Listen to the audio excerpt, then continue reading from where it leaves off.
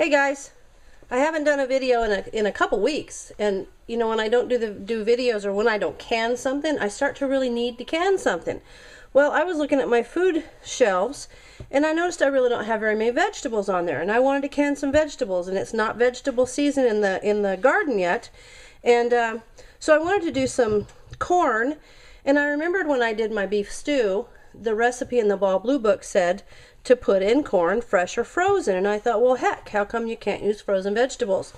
I talked to a friend of mine and she says she's canned frozen vegetables a lot, so I'm going to give it a try. Now you may say, well, why would you go can frozen vegetables when they're already frozen? Well, frozen vegetables don't stay frozen if you lose electricity and your freezer doesn't stay cold, and if it's canned, it's always going to be fine whether your freezer's running or not.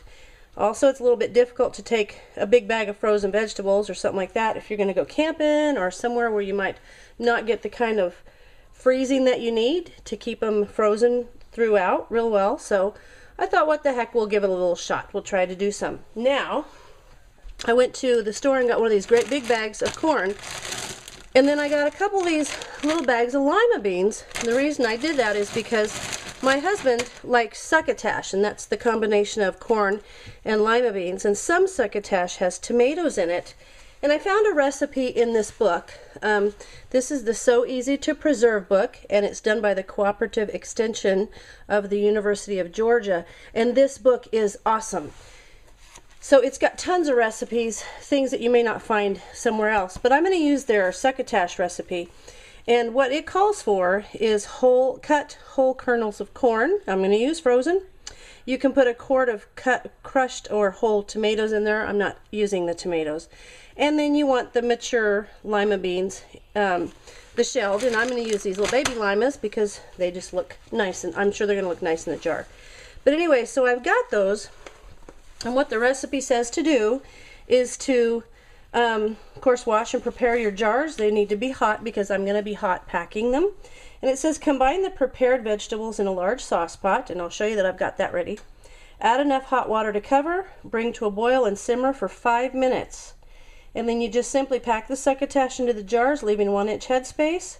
Add a half a teaspoon of salt to pints and 1 teaspoon to quarts. I'm going to be doing pints. And if desired, it's not necessary, but it does enhance the flavor a bit. Fill the jar to 1 inch from the top with hot cooking liquid. Remove the air bubbles and then wipe the jar rims. Adjust the lids and processes as directed below. Now remember, I'm at sea level, so I don't have to do any real adjustment to the recipes. So what this is calling for at my altitude is a dial gauge pressure canner is at 11 pounds, or the weighted gauge is at 10 pounds. And you know, if you've watched any of my videos, my canner has both. I'm a safety girl. Anyway, so we're going to do pints for 60 minutes. Interestingly, if you do lima beans by themselves, it says that you only have to do them for 40 minutes, and corn, whole kernel corn, you do it for 55. But the combination of the two is going to require 60 minutes. So we'll do that. So anyway, I will show you what I've done here. I opened one big bag of corn and 2 small bags of lima beans, and I've got them over here in my big pot. And I've got water on them, and I'm bringing them to a boil where we're going to let them simmer for 5 minutes, and then I've got my canner getting hot, and so I'll bring you back after those have simmered for about 5 minutes and we're ready to put them in the jars.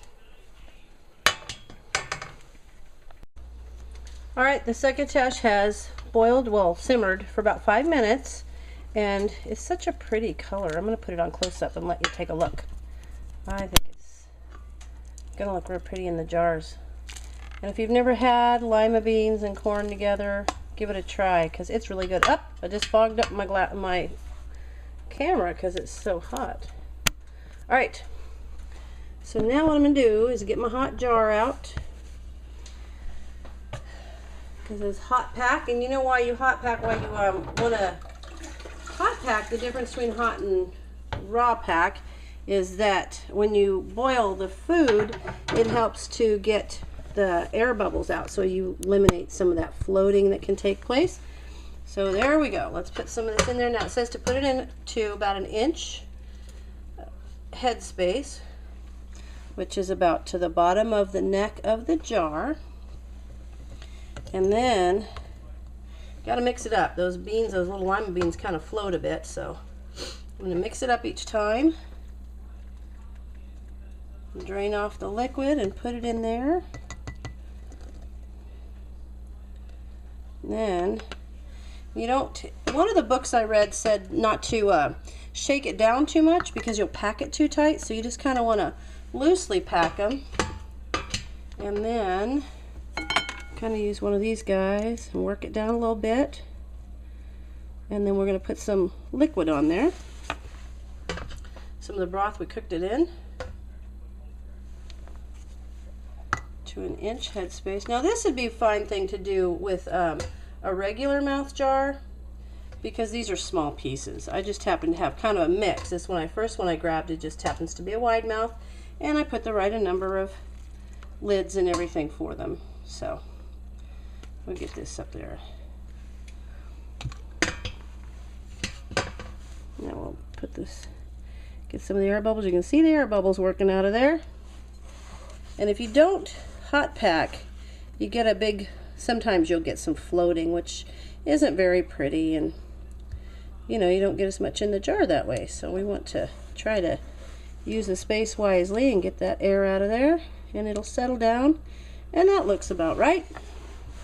So I'm gonna wipe the rim. Always want to wipe the rim. The jar's hot, so I got a little thing to protect my fingers. Wipe the rim real good, and then put one of the lids on. Now you know, when you have your lids in the pan, sometimes you have where two lids will stick together, and a way to avoid that is to alternate how the lids lay. So you lay one lid up and one lid upside down and face up, and upside down and face up, and when you do that, they're less likely to stick together. So now I'm going to stick a rim on there and just tighten it. And I have one of these ball tools, and I'm going to give that a try because it seems to work pretty good when I do it. I tend to not have as many issues. There we are. So I'm going to put this in the canner, and then I will show you my canner when it's all full. Alright, there is 8 pints of succotash in the pressure canner, and you can see it looks good.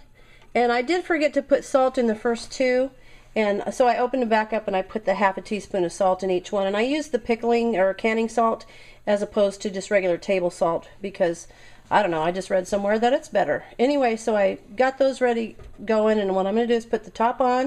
I'm going to let my pressure canner vent for, once there's a good amount of steam coming out, I'll let it vent for 10 minutes. And then we'll put the weight on and we'll let it go for 60 minutes. So I'm going to close it up and we'll get it to venting. Alright, there's the final product. 8 little pints of succotash.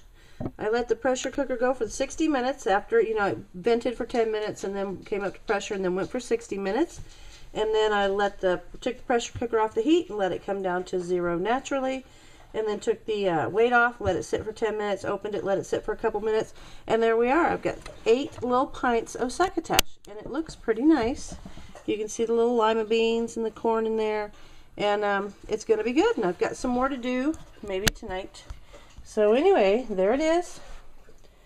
More vegetables for my shelves. So give it a try. Tell me if you do and how it turns out for you. Thanks for watching.